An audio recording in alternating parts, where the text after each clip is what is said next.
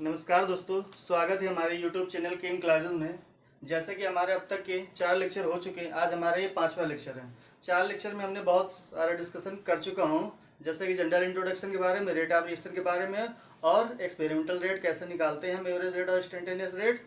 उसके बाद हमने बात किया था लास्ट लेक्चर में factors affecting the rate of reaction. अब इसी क्रम को हम आगे प्रोसीड करते हैं, लेक्चर नंबर 5 लेकर आए हैं। और इस लेक्चर में हम क्या क्या डिस्कशन करने वाले हैं, देखिए जो आज का लेक्चर है बहुत ही इंपॉर्टेंट लेक्चर है। अगर ये लेक्चर नहीं समझ में आया तो आपको ऑर्डर ऑफ रिएक्शन के बारे में जानकारी नहीं हो सकती, रेट लॉ आप नहीं लिख सकते हैं। तो इस लेक्चर को पढ़ना बहुत ही इंपॉर्टेंट आपके लिए हो जाता है। तो यहाँ पर देखिए लॉ ऑफ मास एक्शन इस लेक्चर में हम डिस्कशन करेंगे।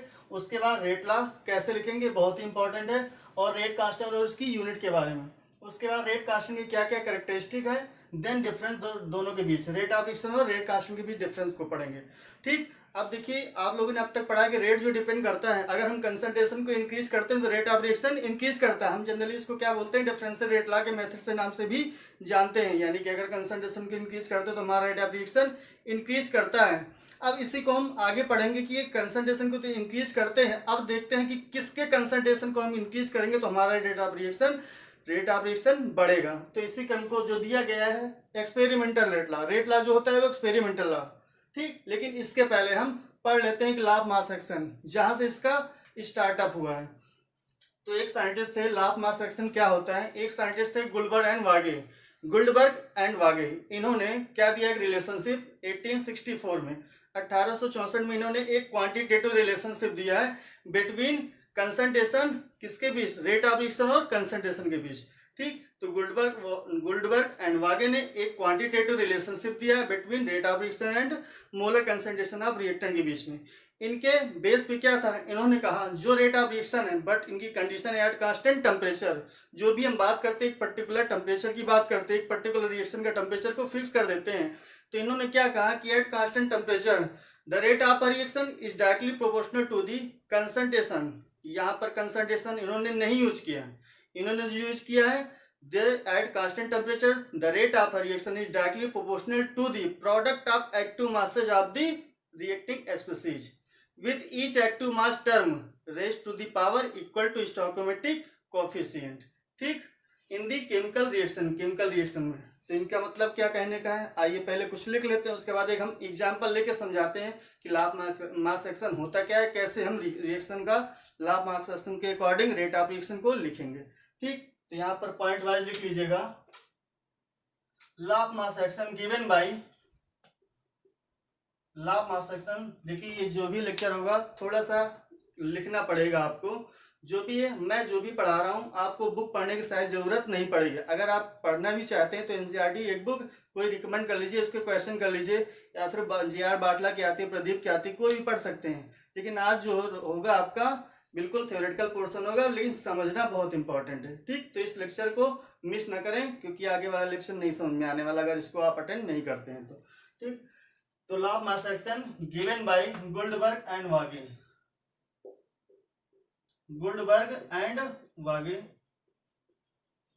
इन 1864 में इन्होंने एक लॉ दिया और रिलेशनशिप बताया gives the relationship between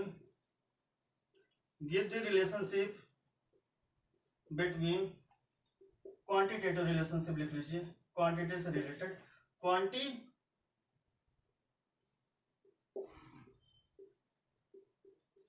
give the quantitative relationship between the rate of reaction and the molar concentration of the reactant and the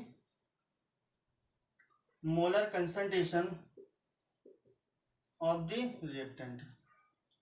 तीनों ने दिया था गुल्डबर्ग और वागे ने 1864 में, और बताया quantitative relationship between rate of reaction and molar concentration of reactant. Molar concentration of reactant और रेट के बीच दोनों के क्वांटिटेटिव रिलेशनशिप को बताया। कैसे बताया, आइए देखते हैं आगे।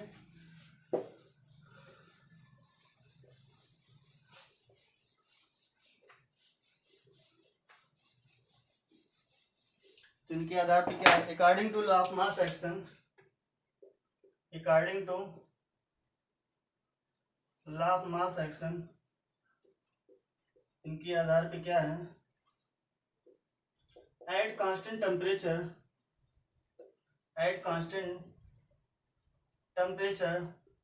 the rate of a chemical reaction,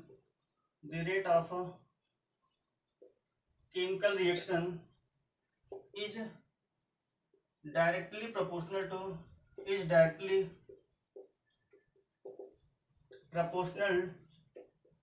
to the active masses of the reacting species. Active masses of the reacting species. With each active mass term, raised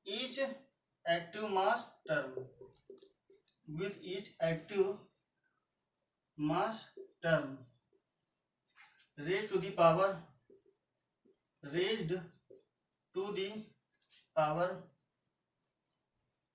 equal to stoichiometric coefficients of that species in chemical reaction. तो देखिए समझना हमने क्या लिखा है, the rate of a chemical reaction, किसी भी reaction का रेट है directly proportional to active mass. अभी हम बता रहे हैं एक्टिव मास क्या होता है, एक्टिव मास कंसंट्रेशन ही होता है। आगे हम बताएंगे कंसंट्रेशन क्यों होता है, किसके लिए होता है। Of the reacting species, reacting species हमारा कौन सा होता है, रिएक्टेंट होता है, वही रिएक्ट करता है with each active mass term, जो इनका क्या है with each active mass term raise to the power equal to stoichiometric coefficient. कहने का मतलब है अगर कोई रिएक्शन है तो उसका रेट क्या है, एक्टिव मासेस यानी कंसंट्रेशन के डायरेक्टली प्रोपोर्शनल है, और उसका जो स्टोइकोमेट्रिक कोएफिशिएंट है उस कंसंट्रेशन के पावर पे है। ठीक, ये इसका मतलब है। अब समझते हैं एक रिएक्शन को लेके। ठीक,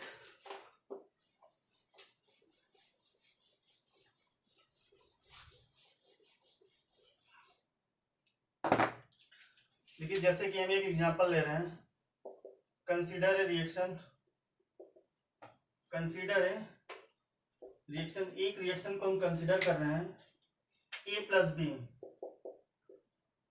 बी गिव्स प्रोडक्ट। क्या बन रहा है, कोई मतलब नहीं हमें। ठीक, अब लॉ ऑफ मास एक्शन क्या कहता है, according to law of mass action, law of mass action के अकॉर्डिंग जो रेट होगा इस रिएक्शन का, लॉ ऑफ मास एक्शन के अकॉर्डिंग जो रेट होगा, रेट ऑफ रिएक्शन कह रहा है, जो रेट ऑफ रिएक्शन है इस रिएक्शन का रेट है is directly proportional to the product of active mass of the reacting species. Reacting species हमारे कौन से हैं, ए और बी। समझना, कहने का मतलब क्या है इसका, लॉ ऑफ मास एक्शन कहता है जो रेट ऑफ रिएक्शन है is directly proportional to product of active masses. Active masses का product of A and B, A और बी क्या है, रिएक्टेंट है, दैट इज रिएक्टिंग स्पीसीज।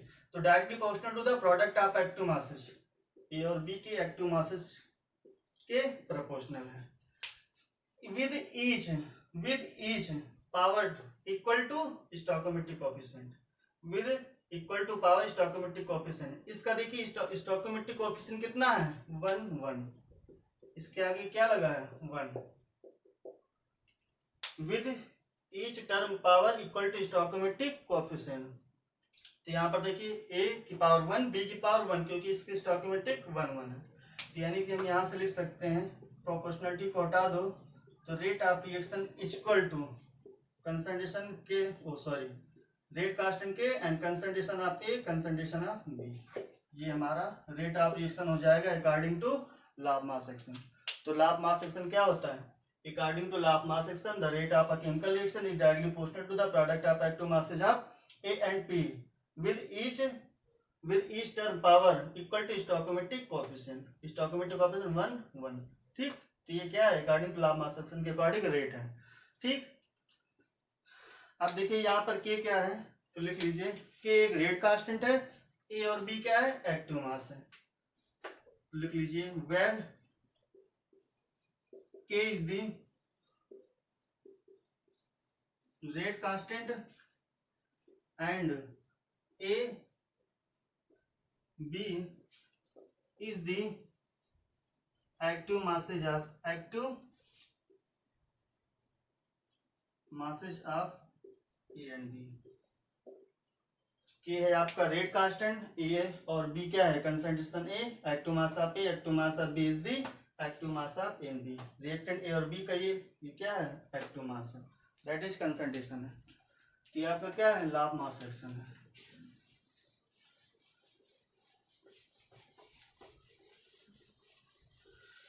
अब देखिए एक हम जनरल रिएक्शन को कंसीडर कर रहे हैं और इसका लाभ मास सेक्शन के अकॉर्डिंग रेट ऑफ रिएक्शन को लिखते हैं। ठीक, तो लिख लीजिए कंसीडर जनरल रिएक्शन,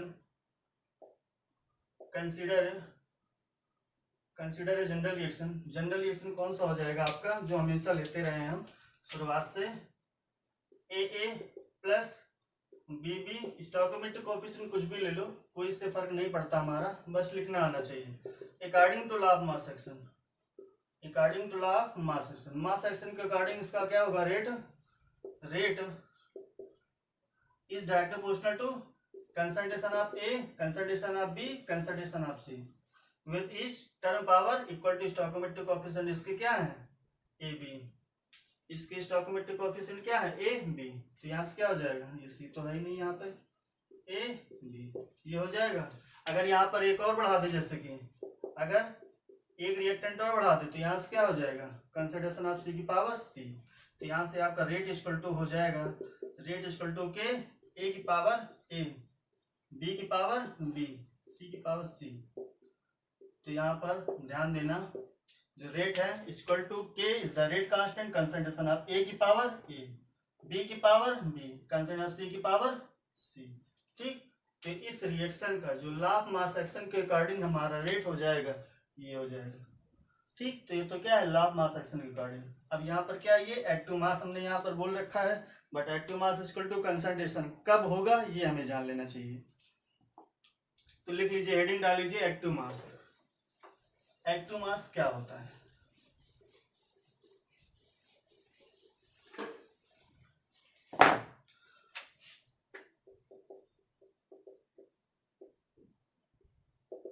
देखिए एक्टिव मास का सिंपल सा मतलब होता है the mass which is active for the product formation.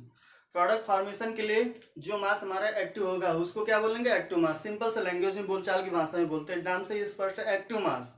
अब देख, जैसे कि रिएक्टेंट हमारा 100 मॉलिक्यूल्स है, रिएक्टेंट हमारा 100 मॉलिक्यूल्स है, तो जरूरी नहीं कि हमारे 100 रिएक्टेंट मॉलिक्यूल प्रोडक्ट में 100% कन्वर्ट ही हो जाए।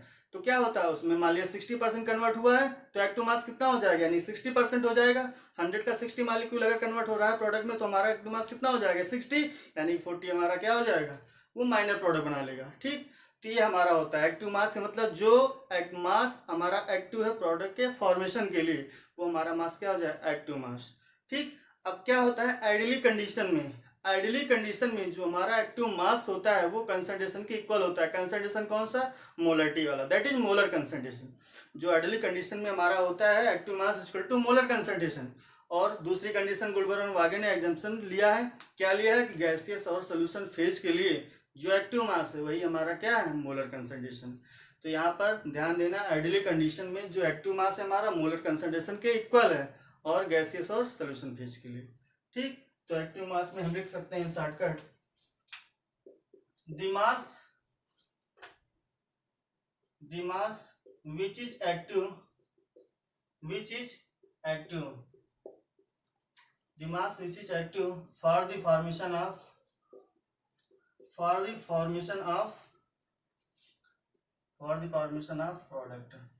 प्रोडक्ट के फॉर्मेशन के जो हमारा मास एक्टिव होगा उसको क्या बोलेंगे एक्टिव मास। अब इन्होंने क्या कहा, एक एजम्पशन इन्होंने माना है गुलबर्ग और वागे ने, इन्होंने कहा for solution and gaseous phase, for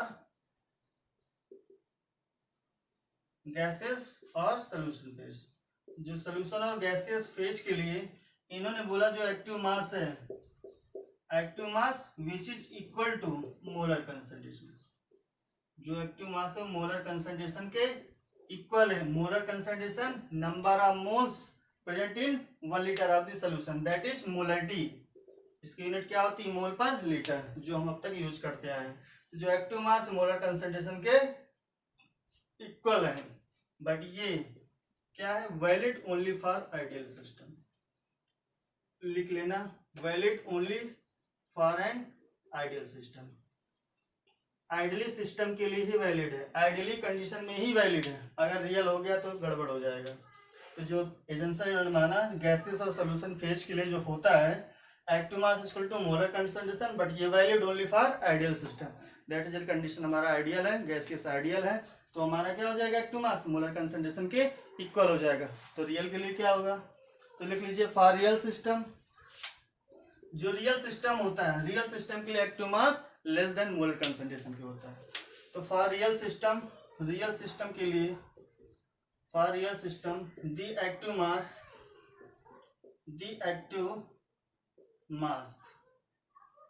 mass is less than molar concentration, molar concentration से कम होता है। जो एक्टिव मास है हमारा मोलर कंसंट्रेशन से कम होता है, ये लेस देन है। ठीक, तो रियल सिस्टम के लिए अगर रियल गैस है तो उसके लिए एक्टिव मास जो होता है वो मोलर कंसंट्रेशन से कम होता है। तो इनका एजम्पशन था, तो हमें इससे तो मतलब नहीं रियल के लिए, हमें जो भी पढ़ना है वो आइडियली मान के पढ़ना है। तो हमारा एक्टिव मास हमेशा मोलर कंसंट्रेशन के इक्वल होता है। अब देखिए थोड़ा नॉलेज की इसमें बात कर लें। देखिए रियल के लिए, रियल गैस के लिए टर्म यूज किया जाता है कि एक्टिव मास मोलर कंसंट्रेशन के हमारा इक्वल क्यों हो जाता है। तो दैट इज एक फॉर्मूला होता है यहाँ पर A equal to gamma into C, A equal to gamma into C. A is the activity, A is the activity, gamma is the activity coefficient,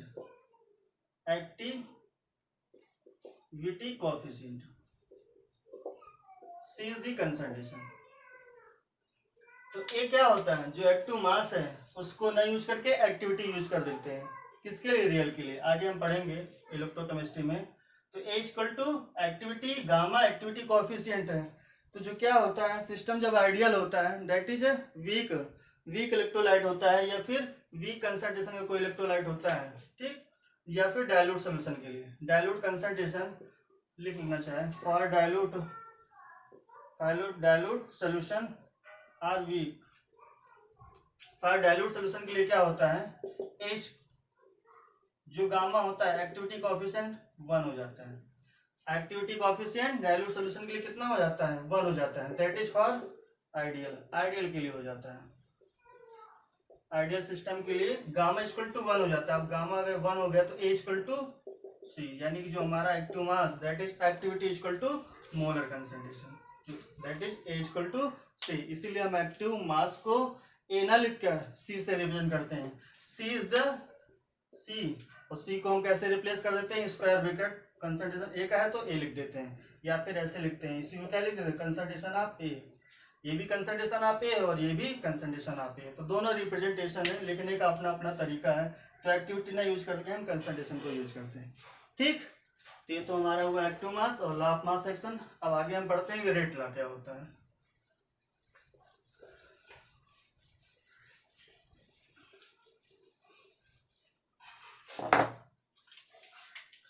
next heading डाल लीजिए रेट लॉ।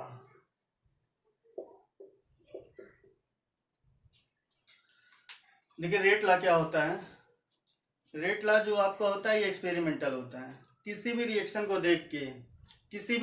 देख के हम रेट लॉ नहीं लिख सकते हैं, यानी कि ये जो भी हम रेट लॉ लिखते हैं ये सब क्या होते हैं, एक्सपेरिमेंटल रेट लॉ होते हैं। यानी कि अगर रिएक्शन कोई दिया है और रेट हमें लिखना है, अभी तक जो हम पढ़ते हैं रिएक्शन को देख के रेट लिखते थे, अब जो हम पढ़ेंगे रेट लॉ किस पे डिपेंड करेगा कि हमारा कोई रिएक्टेंट है तो वो कंसंट्रेशन के कितने पावर पे डिपेंड कर रहा है, या फिर उस रिएक्टेंट पे हमारा रेट डिपेंड कर भी रहा कि नहीं कर रहा है। तो रेट लॉ जो भी होता है रिएक्शन को देख के हम नहीं लिख सकते।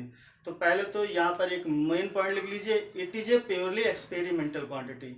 अगर रेट लॉ कोई पूछे कि क्या आप रिएक्शन को देख के लिख सकते हैं, नहीं, रेट लॉ को हम रिएक्शन को देख के नहीं लिख सकते हैं क्योंकि ये एक्सपेरिमेंटल क्वांटिटी है। जब तक हमें ये नहीं मालूम होगा कि जो रेट है हमारा किसके कंसंट्रेशन के कितने पावर पे डिपेंड कर रहा है, तब तक हम रेट लॉ नहीं लिख सकते हैं। ठीक, तो यहाँ पर ये मेन पॉइंट इसका है,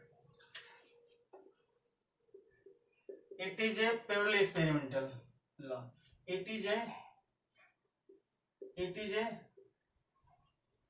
प्योरली एक्सपेरिमेंटल लॉ। ये क्या है आपका प्योरली एक्सपेरिमेंटल लॉ है, यानी कि कैन नॉट बी रिटन, अगर एक्सपेरिमेंटल लॉ है तो can not be written by, देखिए इंग्लिश में मत जाना, बहुत अच्छी इंग्लिश नहीं मेरी, by seeing the any of the reaction, समझ में आनी चाहिए science. It is a purely experimental law, ये तो क्या है, प्योरली एक्सपेरिमेंटल लॉ है। कैन नॉट बी रिटन, हम रिएक्शन को देख के नहीं लिख सकते हैं rate law, can not be written by seeing the any of the reaction, यानी कि किसी भी रिएक्शन को देख के हम रेट लॉ नहीं लिख सकते हैं। तो लिख कैसे सकते हैं, आइए समझते हैं। तो यहाँ पहले लिख लीजिए रेट लॉ की डेफिनेशन क्या है।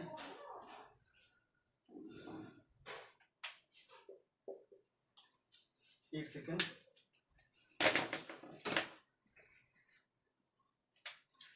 तो यहाँ पर क्या लिखना है, रेट लॉ का डेफिनेशन क्या होगा, it is the mathematical expression, it is the mathematical expression, it is the mathematical expression which describe the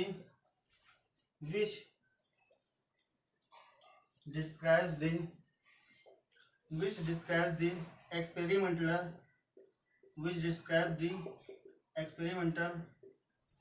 observed, it is the mathematical expression which describe the experimental observed dependence of the reaction rate, observed dependence of the reaction rate on the molar concentration of the reactant, देखिए ये क्या होता है, एक mathematical expression होता है, mathematical expression which describe the experimental observe, ध्यान देना, experimental observe dependence of the reaction rate, जो बताता है एक्सपेरिमेंटल रिएक्शन रेट को किस पर, on the molar concentration of the reactant. तो it is the mathematical expression, ये एक मैथमेटिकल एक्सप्रेशन है which describe the experimental observe dependence of the reaction rate on the molar concentration of the reactant. ठीक, तो ये आपका क्या होगा, रेट लॉ का डेफिनेशन। अब रेट लॉ के अकॉर्डिंग हम किसी भी रिएक्शन का रेट कैसे लिखेंगे। ठीक, तो यहाँ पर हम रिएक्शन को कंसीडर करते हैं और फिर डिस्क्राइब करते हैं।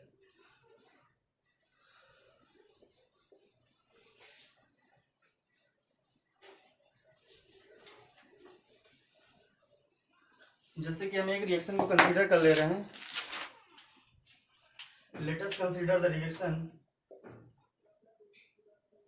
let us consider the reaction, एक रिएक्शन को कंसीडर कर लिया, वही reaction A plus gives product, A plus B gives product. अब हम लॉ ऑफ मास एक्शन के अकॉर्डिंग नहीं लिख रहे हैं कि हमारा स्टोइकोमेट्रिक पे डिपेंड करेगा, अब हम लॉ ऑफ मास एक्शन के अकॉर्डिंग रेट लॉ को नहीं लिख रहे हैं। ध्यान देना, यहाँ पर जो स्टोइकोमेट्रिक है रेट लॉ में नहीं लिखेंगे, हम ये रिएक्शन कंसीडर कर रहे हैं, हम स्टोइकोमेट्रिक कुछ मान ले रहे हैं, जैसे कि A ले लो इसका और यहाँ पर B ले लो। ठीक, क्या बनाएगा प्रोडक्ट, ये स्टोइकोमेट्रिक है बट इस पे डिपेंड नहीं करेगा, तो हमारा क्या हो जाएगा, according to rate law, rate law के अकॉर्डिंग जो रेट ऑफ रिएक्शन होगा किसके प्रोपोर्शनल होगा, is directly proportional to concentration of A की पावर। अब देखिए ये A हम यहाँ पर P लिख रहे हैं, यहाँ पर B है, यहाँ पर हम Q लिख रहे हैं, क्यों लिख रहे हैं बताते हैं। इसको इक्वल करेंगे, प्रोपोर्शनलिटी को हटा देंगे, रेट इक्वल टू के A की पावर P B की पावर Q। देखिए दो से ज्यादा रिएक्टेंट हो सकते हैं, हमने दो के लिए लिया है सिंपल। अब देखिए यहाँ पर जो A है P के इक्वल हो भी सकता है, ना भी इक्वल हो सकता है। यहाँ पर जो स्टोइकोमेट्रिक B है Q के इक्वल हो भी सकता है, ना भी इक्वल हो सकता है। अगर A P के इक्वल हो गया दैट इज तो according to law of mass action के हो जाएगा, B Q के इक्वल हो गया तब तो according to law of mass action, लेकिन ये जरूरी नहीं है। हो गया, सौभाग्य है आपका कि ठीक है दोनों सेम हो गए। तो यहाँ पर जो P और Q है ये क्या है, जो P और Q क्या है, कंसंट्रेशन के पावर है। जो P है A के कंसंट्रेशन पावर P है, B के कंसंट्रेशन की पावर P है, यानी कि जो हमारा रेट है जो A के कंसंट्रेशन की कितने पावर पे डिपेंड कर रहा है। ध्यान देना, जो हमारा रेट है वो ए के, जो रिएक्टेंट ए है उसके कंसंट्रेशन के कितने पावर पे डिपेंड कर रहा, हो सकता है क्यों ना डिपेंड करे, that is power P equal to 0, हो सकता है 1 पावर पे डिपेंड करे, दैट इज जो रेट है ए के प्रोपोर्शनल है, दैट इज ए की पावर 1 हो जाए, ठीक। या फिर पी इक्वल टू 2 हो गया, तब क्या हो जाएगा, रेट ए के स्क्वायर के प्रोपोर्शनल है, रेट जो हमारा है कंसंट्रेशन ऑफ ए के स्क्वायर के प्रोपोर्शनल है। इसी तरह क्यू क्या हो सकता है, तो यहाँ पर जो पी और क्यू है, पी और क्यू है, इनकी वैल्यू क्या हो सकती है, ये हो सकती है 0 हो सकती है, फ्रैक्शन हो सकती है, इंटीजर हो सकती है, कुछ भी वैल्यू हो सकती है। जो पी और क्यू की वैल्यू है 0 भी हो सकती है, फ्रैक्शन भी हो सकती है, इंटीजर भी हो सकती है। पी और क्यू क्या है आपके कंसंट्रेशन के पावर हैं, तो यहाँ पर लिख लीजिए P and Q is the power of concentration. इसी को हम पी और क्यू को पावर ऑफ कंसंट्रेशन को ना लिख के ऐसे भी लिख सकते हैं, dependence of the concentration power, dependence of the reaction rate on powers. तो यहाँ पर इस चीज को ना यूज करके हम एक नेक्स्ट टर्म, अच्छा टर्म यूज करेंगे जिसका एक स्पेसिफिक नाम है ऑर्डर ऑफ रिएक्शन। तो सिंपल सा, अब यहाँ पर ऑर्डर ऑफ रिएक्शन क्या होता है अभी हम आगे डिफाइन करेंगे। तो यहाँ पर पैनिक ना हो, तो यहाँ पर लिख लीजिए P and Q is the order of reaction, is the order of reaction with respect to, with respect to, with respect to A and B. जो P एंड Q है ये तो क्या है कंसंट्रेशन के पावर, यानी हमारा जो रेट है A के कितने पावर पे डिपेंड कर रहा नहीं मालूम है, B के कंसंट्रेशन कितने पावर पे डिपेंड कर रहा नहीं मालूम है। तो यहाँ पर मालूम कैसे होगा, जब हम एक्सपेरिमेंट करेंगे तो वहां से पता चलेगा कि A के कंसंट्रेशन के 1 के पावर पे है कि 0 के है कि 2 पे है कि 3 पे है, ठीक। अब इसको एक स्पेसिफिक टर्म दिया गया है, जो हमारा पी क्यू है, पी एंड क्यू है, ये पी और क्यू, ये order of reaction with respect to A, reactant A के ऑर्डर है, क्यू क्या है रिएक्टेंट बी का ऑर्डर है। तो पी और क्यू क्या है, is the order of reaction with respect to A and B. वो ऑर्डर ऑफ रिएक्शन होता क्या है, तो यहाँ पर हम बता देते हैं कि ऑर्डर ऑफ रिएक्शन को होता क्या है, the sum of power of concentration term have been raised given in the rate law expression. जो रेट लॉ एक्सप्रेशन में होता है हमारा कंसंट्रेशन की पावर, जो रेट लॉ एक्सप्रेशन में हमारा कंसंट्रेशन की पावर होता है, इसको क्या बोलते हैं हम, ऑर्डर ऑफ रिएक्शन। अगर ओवरऑल ऑर्डर निकालना है तो पी और क्यू। तो यहाँ पर परेशान मत होइए, हम ऑर्डर ऑफ रिएक्शन में अगर नेक्स्ट लेक्चर उसी पे आएंगे, ऑर्डर ऑफ रिएक्शन क्या है, फिर zero order, first order, second order, सभी ऑर्डर ऑफ रिएक्शन का डिस्कशन करेंगे। अभी यहाँ पर हम रेट लॉ को समझते हैं। तो रेट लॉ किसी भी रिएक्शन को लिखना है तो कोई रिएक्शन हम अगर दिया है हमारा, तो हमारा रेट लॉ क्या हो जाएगा, इसके पावर के डिपेंड कर भी सकता है ना भी। तो यहाँ पर हम एक नया टर्म ले रहे हैं, पी और क्यू को यूज कर ले रहे हैं। अब पी और क्यू क्या है ये हमारा एक्सपेरिमेंटल पता चलेगा, या तो क्वेश्चन में दिया होगा कि ए का रेट तुम्हारा ए के कंसंट्रेशन प्रोपोर्शनल है, that is P equal to 1 है, क्यू के स्क्वायर के प्रोपोर्शनल है, that is Q equal to 2 है। तो या तो क्वेश्चन में दिया रहेगा या तो एक्सपेरिमेंटली आपको ऑब्जर्व करना पड़ेगा। तो यहाँ पर पी और क्यू क्या है, फ्रैक्शन हो सकता है, जीरो हो सकता है, इंटीजर हो सकता है, इनको बोलते क्या है, ऑर्डर ऑफ रिएक्शन।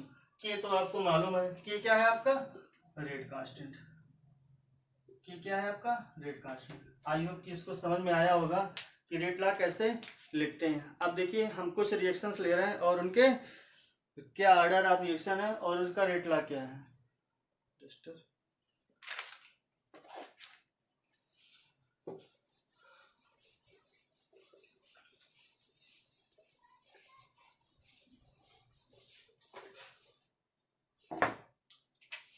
यहाँ पर देखिए एग्जाम्पल ले रहे हैं, NO gas plus H2 gas gives N2 gas plus H2 gas, ये हमारा दिया हुआ है रिएक्शन। यहाँ पर 2 है, बैलेंस कर लीजिए, 2 से मल्टीप्लाई H2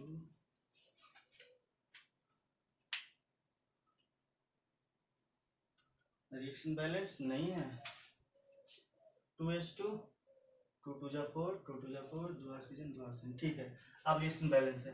अब देखिए इसका जो रेट लॉ है according to rate law, rate law के अकॉर्डिंग जो इसका रेट आया है, एक्सपेरिमेंटल आया है, हम नहीं लिख रहे हैं, ये एक्सपेरिमेंट से हमें मालूम चला है। इसका जो रेट है कंसंट्रेशन NO के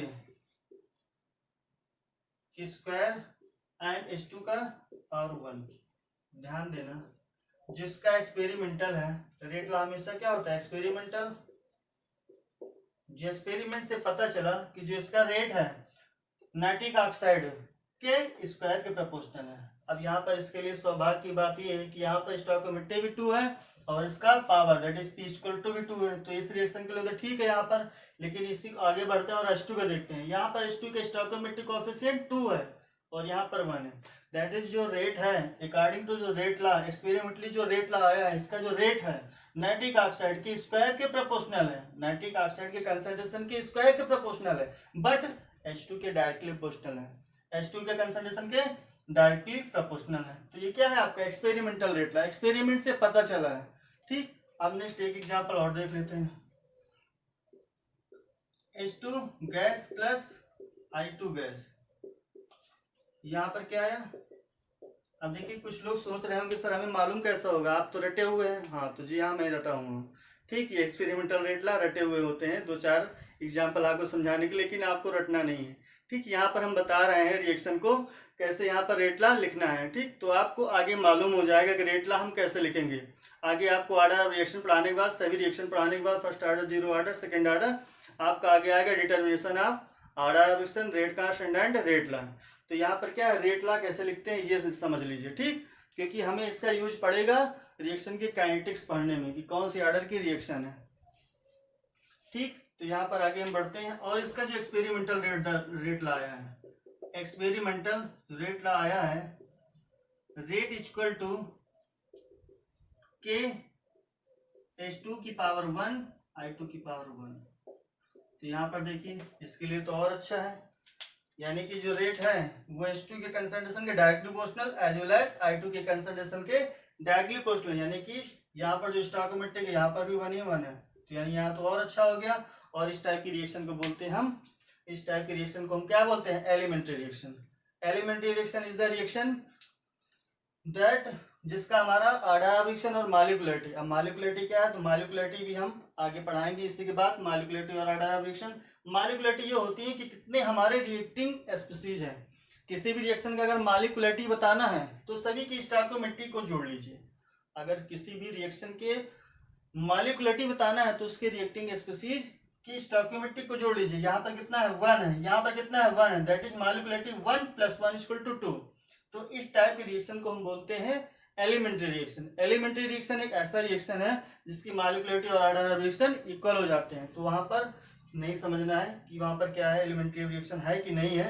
यहाँ पर ये समझते जो रेट ला आया है, जो रेट ला आया है, जो रेट है H2 के कंसंट्रेशन के डायरेक्टली प्रोपोर्शनल है और I2 के कंसंट्रेशन के डायरेक्टली प्रोपोर्शनल है। यानी इस रिएक्शन के लिए जो मास रिएक्शन के अकॉर्डिंग रेट आया था वही रेट लॉ के अकॉर्डिंग एक्सपेरिमेंटल रेट लॉ आया है। ठीक, तो कुछ के लिए तो सही हो जाते हैं। अब एक एग्जांपल और देखते हैं क्या वहां पर ये सही होता है। ठीक, तो मॉलिक्यूलरिटी कुछ नहीं है, मॉलिक्यूलरिटी जितने रिएक्टिंग स्पीसीज हमारे रिएक्ट हो रहे हैं वो हमारी क्या है मॉलिक्यूलरिटी। कोई पूछे इस रिएक्शन की मॉलिक्यूलरिटी कितना है तो 1 2, एक मॉलिक्यूल H2 के 1 मॉलिक्यूल I2 के, तो इसकी मॉलिक्यूलरिटी 1 + 1 = 2। ठीक, जब मॉलिक्यूलरिटी और ऑर्डर ऑफ रिएक्शन दोनों सेम हो जाते हैं तब इस टाइप की रिएक्शन को बोलते हैं हम एलिमेंट्री रिएक्शन। आगे हम पढ़ाएंगे। ठीक, तो रेट ला इसका ऐसे आया। अब एक एग्जांपल और देख लेते हैं।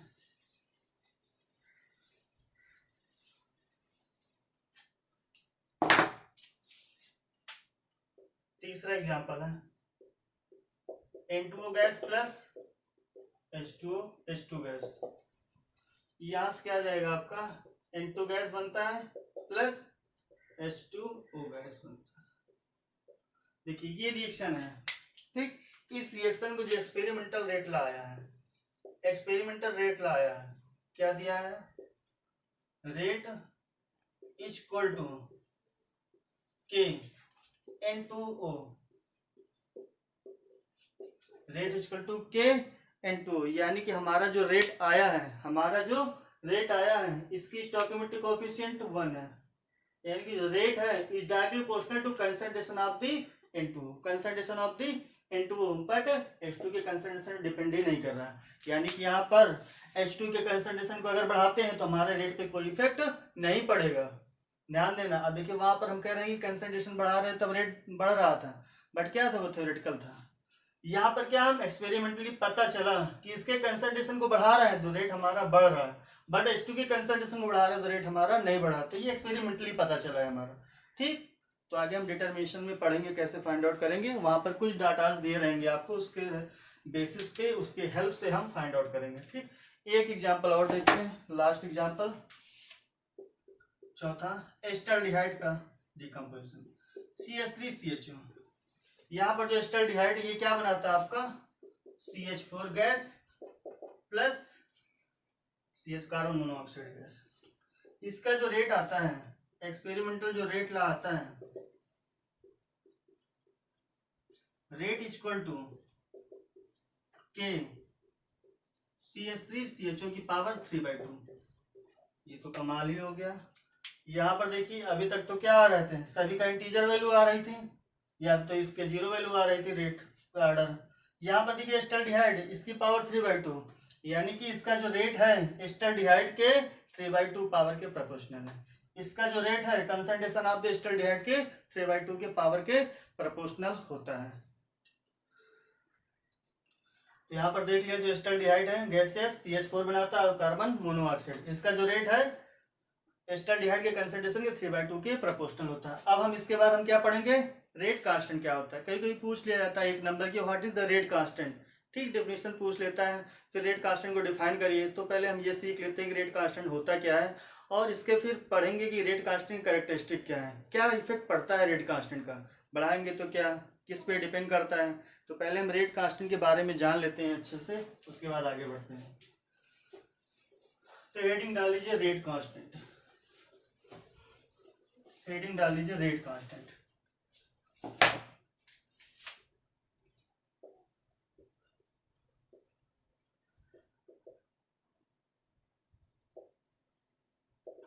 देखिए रेट कांस्टेंट कैसे डिनोट करते हैं, कैसे डिनोट करते हैं। रेट कांस्टेंट होता क्या है, जो भी अभी तक हम रेट लॉ के अकॉर्डिंग या फिर लॉ ऑफ मास सेक्शन के अकॉर्डिंग हमने रेट लिखा है, वहां पर एक कांस्टेंट आता था के। वो के क्या था, जब हम प्रोपोर्शनलिटी को हटाते थे। इसको हम कैसे डिफाइन करते हैं, इसको हम कैसे डिफाइन कर सकते हैं, it is the proportionality constant, it is the proportionality constant called as rate constant. अब प्रोपोर्शनलिटी कांस्टेंट है तो इतना कहने से तो काम बनेगा नहीं, तो यहाँ पर हम डिफाइन कर लेंगे फिजिक्स में जैसे डिफाइन करते हैं कि वहाँ पर किसी भी चीज़ के वन मान लेते हैं, यूनिटी मान लेते हैं। तो यहाँ पर हम जो कंसंट्रेशन उसको यूनिटी मान लेंगे और यूनिट मान के जो हमारा रेट कांस्टेंट आएगा वो रेट के इक्वल हो जाएगा। तो इसको हम इस टाइप से हम डिफाइन करेंगे। तो रेट कांस्टेंट होता क्या है, it is the proportionality constant, it is the proportionality constant, it is the proportionality constant. Appear, appear या फिर given, appear in the given rate law, appear in the given rate law और expression. ठीक, it is the proportionality constant appear in the given rate law expression or equation। ठीक, and is represented by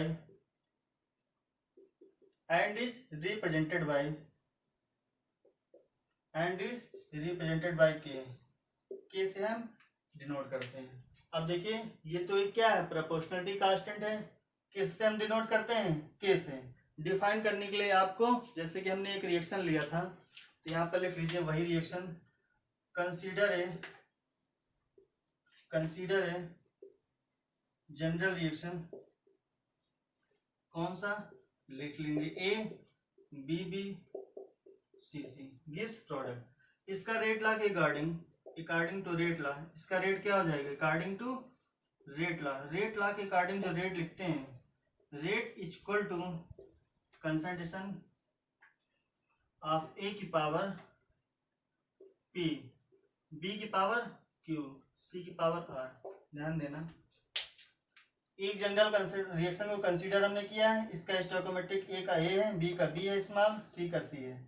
according to rate law के according जो rate लिखा हमने, rate equal to के क्या है आपका रेट कांस्टेंट। इसी को हमें डिफाइन करना है, कैसे डिफाइन करेंगे, कंसंट्रेशन ऑफ ए की पावर पी, बी की पावर क्यू, सी की पावर आर। तो यहाँ पर ए बी और सी के पे डिपेंड नहीं कर रहा, हो भी सकता है कि डिपेंड कर भी जाए। तो यहाँ पर हम मान ले रहे हैं simply p q and r, यानी कि may or may not be equal.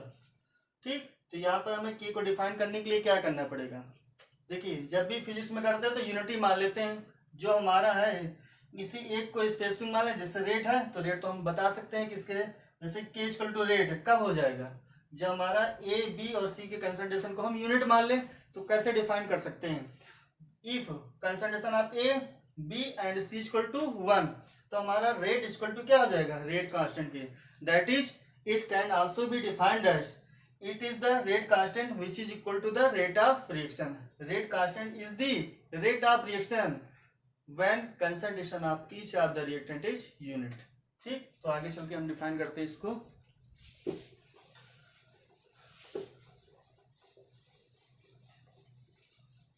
तो यहां से हमने रेट लिखा है, रेट इक्वल टू के ए की पावर पी, बी की पावर क्यू, सी की पावर आर, ये हमने लिखा। ये हमने क्या लिखा, रेट। अब हम मान ले रहे हैं if concentration of A equal to 1, B equal to 1 and concentration of C equal to 1, अगर तीनों को हम 1 मान ले रहे हैं तो रेट इक्वल टू क्या हो जाएगा, रेट इक्वल टू के और सभी की पावर 1। दैट इज यहाँ से हमें ये मालूम हो गया कि हमारा जो रेट है, रिएक्शन का रेट है, वही क्या है, रेट कांस्टेंट है। जो हमारा रिएक्शन का रेट है वही क्या है, रेट कांस्टेंट। दैट इज यहां से हम डिफाइन कर सकते हैं the rate constant is equal to the rate of reaction.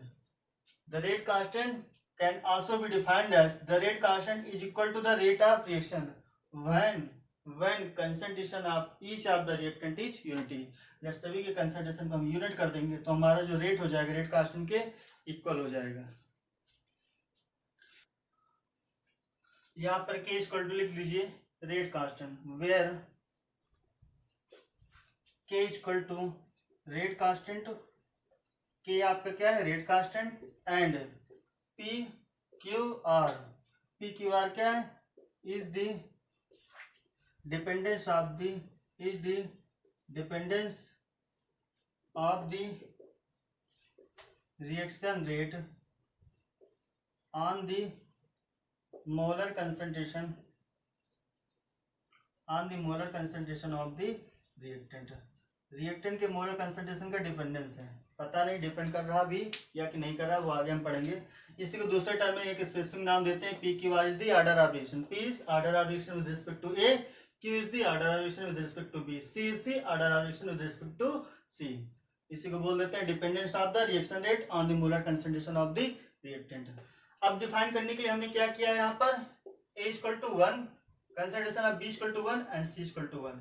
अगर तीनों के कंसंट्रेशन को हम 1 ले लेते हैं तो हमारा रेट इक्वल टू क्या हो जाता है, रेट कांस्टेंट। यानी हम यहाँ से रेट कांस्टेंट को डिफाइन कर सकते हैं, क्या कर सकते हैं, the rate constant, the rate constant k is equal to the, is equal to the rate of reaction, is equal to the rate of the reaction, rate of the reaction when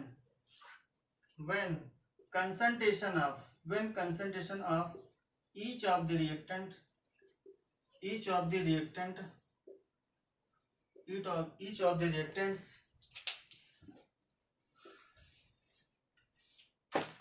concentration of each of the reactant is unity। तो हमारा जो rate constant है वो rate के equal हो जाएगा। ठीक, rate constant is equal to the rate of reaction when concentration of each of the reactant is united. तो आई होप कि लाभ मास सेक्शन आपको समझ में आया होगा, लाभ मास सेक्शन आपको समझ में आया होगा, रेट ला कैसे लिखना है ये समझ में आया होगा, और रेट कांस्टेंट क्या होता है। अब रेट कांस्टेंट की यूनिट क्या होगी ये हम समझ लेते हैं। देखिए हमने लाभ मास सेक्शन में मोलर कंसंट्रेशन की यूनिट छोड़ के आए, उस इसके जस्ट बाद हम उसकी यूनिट बता दे रहे हैं। तो यहाँ पर लिख लीजिए unit of rate constant, unit of rate constant, unit of rate constant. के की यूनिट क्या होगी, देखिए जो रेट है हमारा क्या लिखा हूं, रेट इक्वल टू के ए की power B concentration, concentration B की पावर क्यू, कंसंट्रेशन सी की पावर आर, ये हमने लिखा है। अब सिंपली हम यहाँ पर लिख लेते हैं कंसंट्रेशन, किसी का भी कंसंट्रेशन, वो कंसंट्रेशन पावर एन कर देते हैं। एन क्या है? एन क्या है? ऑर्डर ऑफ रिएक्शन, यानी किसी भी ऑर्डर ऑफ रिएक्शन के लिए के की यूनिट क्या होगी, किसी भी ऑर्डर ऑफ रिएक्शन के लिए एन की यूनिट क्या होगी। और यहाँ पर एन क्या है? N equal to P plus Q plus R. N क्या है आपका? पी जो ए के कंसंट्रेशन के पावर है, बी के कंसंट्रेशन पावर और सी के कंसंट्रेशन पावर का सम है, इसी को क्या बोलते हैं? Order of reaction. आगे आगे हम डिफाइन करेंगे। यहाँ पर हमने मान लिया कि N equal to P Q plus R, ठीक। अब यहाँ से क्या होगा? इसकी यूनिट चाहिए तो के इक्वल टू रेट, ये नीचे आ जाएगा कंसंट्रेशन, कंसंट्रेशन की पावर एन। अब आपको मालूम है जब हमने रेट पढ़ाया था तो उसकी यूनिट हमने बताया था मोल पर लीटर पर सेकेंड। अगर टाइम हमारा सेकेंड में है तो मोल पर लीटर पर सेकेंड। और कंसंट्रेशन यूनिट हमें मालूम क्या होती है? मोल पर लीटर की पावर एन है, तो एन। इसको जब सॉल्व करोगे तो क्या आ जाएगा? Mole 1 minus N litre N minus 1 second inverse. जब हमारा कंसंट्रेशन मोल पर लीटर में है, टाइम हमारा सेकेंड में है, तब nth ऑर्डर रिएक्शन के लिए, तब nth ऑर्डर रिएक्शन के लिए जो k की यूनिट होगी mole 1 minus N litre N minus 1 second inverse. अगर n इक्वल टू 0 ले लोगे तो मोल पर लीटर पर सेकेंड हो जाएगा। अगर n इक्वल टू 0 ले लोगे तो मोल पर लीटर पर सेकेंड। आगे हम बताएंगे कि ऐसा कौन सी ऑर्डर ऑफ रिएक्शन है, किस ऑर्डर ऑफ रिएक्शन के लिए जो रेट की यूनिट होती है वही हमारी रेट कांस्टेंट की यूनिट होती है। तो आगे हम बताएंगे ऑर्डर रिएक्शन में फर्स्ट जीरो ऑर्डर रिएक्शन की होती है। तो यहाँ पर क्या हो जाएगा? n इक्वल टू 0 हो सकता है, 1 हो सकता है, 2 हो सकता है, 3 हो सकता है, कुछ भी हो सकता है। तो ये nth ऑर्डर रिएक्शन के लिए हमारा क्या हो जाएगा? रेट कांस्टेंट की यूनिट हो जाएगी। अब देखिए वहां पर हमने एक्टिव मास जब पढ़ाया था तो वहां पर उसकी यूनिट बताना मैं भूल गया, तो लिख लीजिए एक्टिव मास और मोलर कंसंट्रेशन यूनिट है। यूनिट ऑफ एक्टिव मास अथवा मोलर कंसंट्रेशन और मोलर कंसंट्रेशन, इसकी जो यूनिट है, दो टाइप की यूनिट हमने रेट ऑफ रिएक्शन में बताया था, यहाँ पर मैं बता दे रहा हूँ। अगर कंसंट्रेशन मोलर में है, मोलर कंसंट्रेशन, अगर हमारा एक्टिव मास या फिर कंसंट्रेशन मोलर कंसंट्रेशन में, दैट इज मोलर कंसंट्रेशन मतलब मोल पर लीटर एक की होती है, और इसी क्या लिखते हैं? मोल पर लीटर, यानी कि जो यूनिट है हमारा मोल पर लीटर में हो सकता है, जो कंसंट्रेशन है वो मोलर में दिया हो, दैट इज मोल पर लीटर। मोलरिटी आप पढ़े हैं, वही हमारा क्या? मोलर। जैसे 1 मोलर सोल्यूशन का क्या मतलब है? 1 मोल कितने लीटर रिप्रेजेंट है? 1 लीटर में, तब उसको बोलते हैं 1 मोलर सोल्यूशन, ठीक। तो मोलरिटी आप लोगों ने पढ़ा है, वही है। जैसे कि 1/10 मोलर, इसका मतलब क्या है? 1/10 मोल्स, 1/10 मोल्स कितने लीटर प्रेजेंट है? 1 लीटर में। तो the number of moles present in 1 litre of this solution is called as molarity of the solution. परेशान मत होइए, मोलरिटी, नॉर्मलिटी, फॉर्मलिटी, पीपीएम, ये सब हम पढ़ेंगे किसमें? सोल्यूशन चैप्टर में। फिर से 11th में आप लोग पढ़ चुके हैं, जो नहीं पढ़े वो 12th में भी आप लोगों को मिलेगा, सोल्यूशन चैप्टर में उसका डिस्कशन होगा। तो यहाँ पर जो एक्टिव मास मोलर कंसंट्रेशन है, मोलर में हो सकता है तो मोल पर लीटर इसकी यूनिट होगी, ठीक। दूसरा क्या होता है? पार्शियल प्रेशर के टर्म में हो सकता है। पार्शियल प्रेशर हमने रेट में ही बताया था, ये जो कंसंट्रेशन है पार्शियल प्रेशर के डायरेक्टली प्रोपोर्शनल होता है। ये जो यूज करेंगे partial pressure, used only if substances, जब तुम्हारा substances, only if substances is gaseous. जो पार्शियल प्रेशर यूनिट है, पार्शियल प्रेशर जो यूज करते हैं, किसके लिए यूज करते हैं? जब सब्सटेंस हमारा क्या है? गैसियस है, यानी कि अन्य अगर फेज है तो यूज नहीं करेंगे। अगर हमारा सब्सटेंस गैसियस फेज का है तो हम पार्शियल प्रेशर का यूज करते हैं। अब पार्शियल प्रेशर डायरेक्टली प्रोपोर्शनल क्यों होता है? तो आइडियल गैस के लिए क्या हमने पढ़ा है? For ideal system, for ideal gas PV equal to क्या पढ़ा हूँ? NRT, P equal to N upon V into R T, तो P equal to C R T. यहाँ से P directly proportional to C, यानी कि जो प्रेशर है कंसंट्रेशन के डायरेक्टली प्रोपोर्शनल है। जो प्रेशर है यहाँ पे P equal to C R T, तो pressure is directly proportional to concentration. जो हमारा प्रेशर है वही कंसंट्रेशन है। लेकिन ऐसा कब होगा ये हम समझ लेते हैं। देखिए यहाँ से P equal to C R T, यानी कि अगर प्रेशर दिया है, अगर प्रेशर दिया है उसको कंसंट्रेशन में चेंज करना है। अगर किसी का प्रेशर दिया है उसको कंसंट्रेशन में चेंज करना है, तो यहाँ से देख सकते हैं आप C equal to P by R T. ये हमने एक क्वेश्चन कराया था लेक्चर 3 में, ठीक, लेक्चर 3 में एक क्वेश्चन मैंने कराया था, वहीं पे था। कंसंट्रेशन को हमने किससे डिवाइड किया था? आरटी से। यानी कि अगर किसी भी गैस का हमें प्रेशर मालूम है तो कंसंट्रेशन फाइंड आउट कर सकते हैं by dividing R into T. R क्या है? Gases constant, T is the temperature, ठीक। तो इसीलिए हम यहाँ पर जो गैसियस है टर्म, गैसेस के लिए हम पार्शियल प्रेशर को यूज करते हैं, ठीक। अब पार्शियल प्रेशर की यूनिट क्या होती है? तो पार्शियल प्रेशर की यूनिट होती है एटमॉस्फेरिक प्रेशर, एटीएम, ठीक, एटीएम होती है। तो यहाँ पर एटीएम हम यूज करेंगे, एटमॉस्फेरिक प्रेशर, ओके।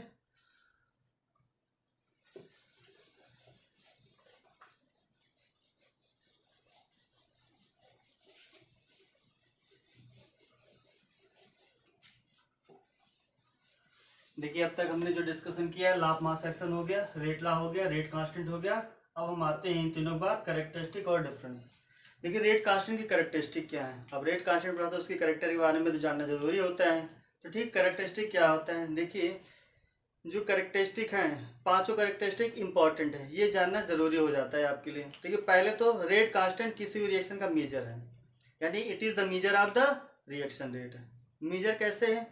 अगर किसी भी रिएक्शन के अगर के की वैल्यू इंक्रीज करता है तो रेट ऑफ रिएक्शन इंक्रीज करता है, ठीक। यानी कि अगर जितनी ज़्यादा के की वैल्यू होगी उतनी ज़्यादा उसका रेट ऑफ रिएक्शन होगा। दूसरा पॉइंट क्या हो सकता है? किसी पर्टिकुलर टेम्परेचर पर किसी पर्टिकुलर रिएक्शन का के की वैल्यू फिक्स होती है। तो पहला पॉइंट आपका it is the measure of the rate of the reaction, higher the value आपके greater is the rate of reaction. दूसरा पॉइंट हमने क्या कहा? किसी पर्टिकुलर रिएक्शन का पर्टिकुलर टेम्परेचर पर रेट कांस्टेंट फिक्स होता है। The value of rate constant at a particular temperature for a particular reaction is fix, that remains constant, ये हो सकता है। तीसरा हमारा क्या है? अगर टेम्परेचर को इंक्रीज करते हैं, यानी कि ये टेम्परेचर को इंक्रीज करोगे किसी भी रिएक्शन का, तो हमारा रेट ऑफ रिएक्शन क्या हो जाएगा? फास्ट हो जाएगा। ये हमने शुरुआत में ही पढ़ा रखा है। तो यहाँ से क्या करेंगे? For a particular reaction if temperature increases और रेट कांस्टेंट इंक्रीजेज, और रेट कांस्टेंट इंक्रीज कर जाएगा तो रेट ऑफ रिएक्शन भी इंक्रीज कर जाएगा। चौथा पॉइंट है आपका, 3 हो गए। चौथा पॉइंट क्या है कि जो रेट कांस्टेंट है वो रिएक्टेंट के इनिशियल कंसंट्रेशन डिपेंड नहीं करता। तो the rate constant does not depend upon the initial concentration of the reactant. And last one है आपका, इसकी यूनिट जो है, जो इसकी यूनिट है वो ऑर्डर ऑफ रिएक्शन पे डिपेंड करती है। तो यहाँ पर हम लिखते हैं पांचों पॉइंट को। तो characteristic of rate constant, characteristic of rate constant, rate constant की क्या कैरेक्टरिस्टिक्स है? पहला, it is the measure of the rate of reaction, it is the measure of the rate of reaction. Higher the value आपके, higher the value आपके, higher the value आपके greater is the rate of reaction, greater is the rate of reaction. जितनी ज्यादा के की value होगी उतनी ही ज्यादा रेट ऑफ रिएक्शन होगा। दूसरा पॉइंट क्या हमने बोला है? The rate of reaction in किसी पर्टिकुलर टेम्परेचर का रेट कांस्टेंट फिक्स होता है। तो यहाँ पर लिख लीजिए the value of rate constant remains constant, the value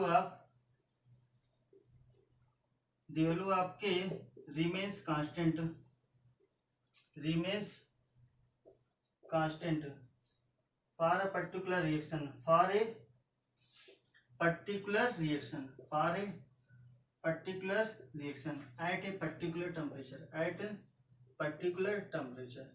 किसी एक पर्टिकुलर टेम्परेचर पे किसी भी रिएक्शन का जो रेट कांस्टेंट है वो फिक्स होता है।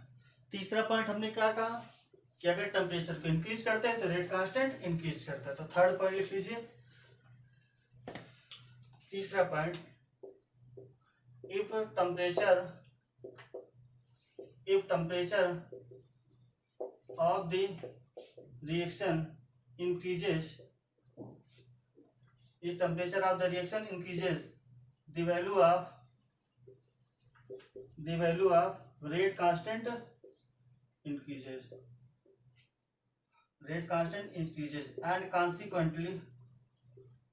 and consequently rate of reaction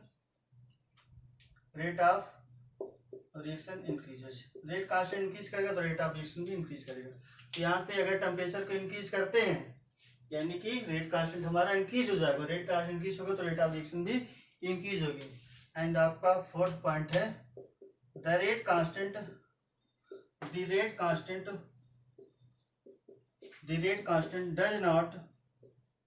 does not depends upon the initial concentration of the reactant की initial concentration पर डिपेंड नहीं करता। the rate constant does not depend upon the initial concentration of the reactant। and last one point है इसका the value of rate constant, जो rate constant का unit है, value नहीं, जो रेट कांस्टेंट की यूनिट है ये फिक्स नहीं होती। किसी अदर ऑर्डर ऑफ रिएक्शन के लिए अदर तुम्हारे क्या हो जाते हैं, डिफरेंट इसकी यूनिट होती है। तो यहाँ पर लिखना for nth order reaction the rate constant unit its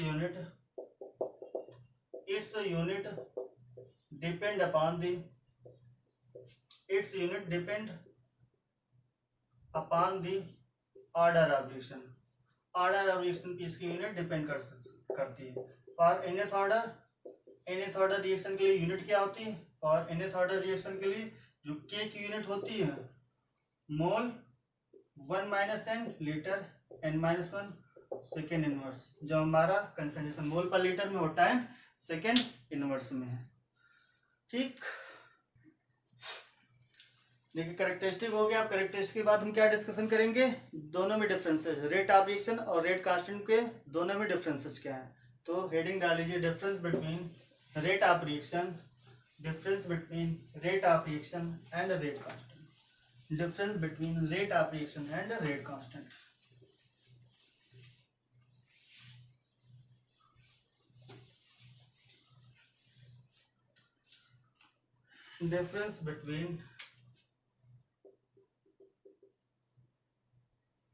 difference between rate of reaction and rate constant। Rate constant और रेट ऑफ रिएक्शन डिफरेंस क्या है, तो यहाँ पर लिख लीजिए रेट ऑफ रिएक्शन और रेट कांस्टेंट। रेट कांस्टेंट को एक नाम और होता है specific reaction rate. Rate constant को स्पेसिफिक रिएक्शन रेट भी बोलते हैं। देखिए इनके तीन कैरेक्टरिस्टिक हम यहाँ पर लिखे हो, तीन डिफरेंसेस लिखेंगे। पहला डिफरेंस देखिए, रेट ऑफ रिएक्शन क्या होता है, रेट ऑफ रिएक्शन क्या होता है, it is the rate of change of concentration of reactant और product with respect to time. Time के रिस्पेक्ट में क्या होता है, कंसंट्रेशन में चेंज होता है। बट हमारा रेट कांस्टेंट क्या होता है, प्रोपोर्शनलिटी कांस्टेंट होता है।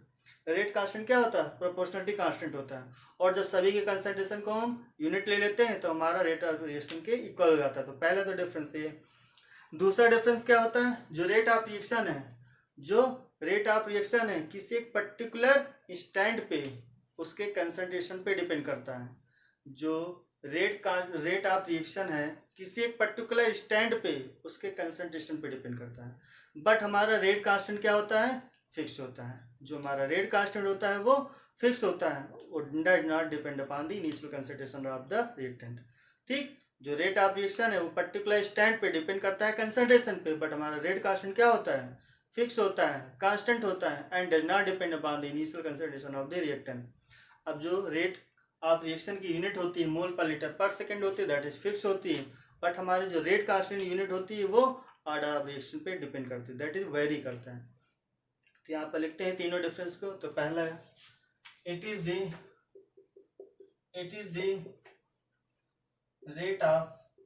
The rate of change of concentration of reactant of reactants are product with respect to time के रिस्पेक्ट में। और ये क्या होता है, rate constant, it is the constant of proportionality, it is the constant of proportionality equal to the and is equal to the rate of reaction, rate of reaction, rate of reaction की इक्वल कब होगा, when the concentration of, when the concentration of each of the reactant, each of the reactants is unity. तो समझ लेना यहाँ पर जो रेट ऑफ रिएक्शन है, rate of change of concentration है ऑफ रिएक्टेंट और product with respect to time है, बट रेट कांस्टेंट क्या है, कांस्टेंट ऑफ प्रोपोर्शनलिटी होती है and is equal to the rate of reaction when concentration of each of the reactant is unity. Next पढ़ते हैं।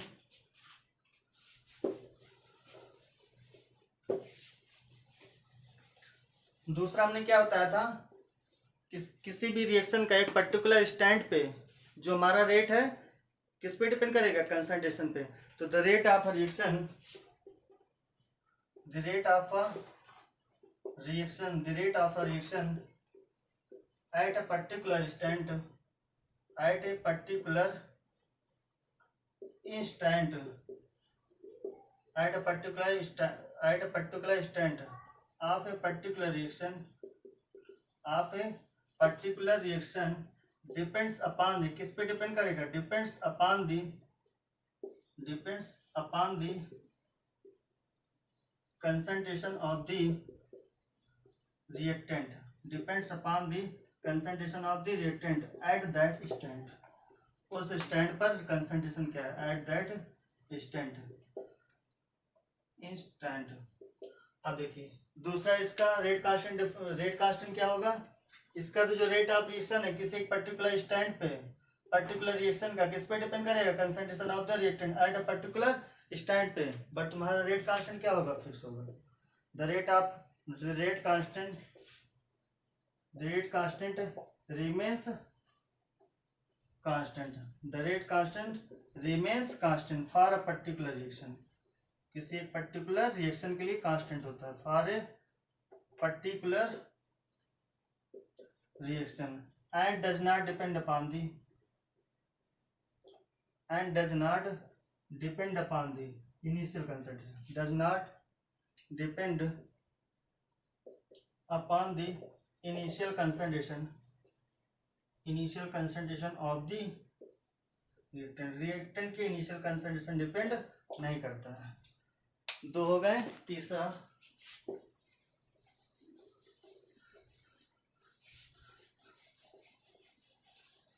अब देखिए जो रेट की यूनिट होती है वो तो फिक्स होती है, जो रेट की यूनिट होती है the unit of rate is fix, क्या होता है, रेट इज इक्वल टू मोल पर लीटर पर सेकंड, ये यूनिट होती है, बट इसकी वैल्यू डिपेंड करती है order of reaction, its unit depends upon the order of reaction, order of reaction पे डिपेंड करती है। और इसकी यूनिट क्या होती है, के इक्वल टू मोल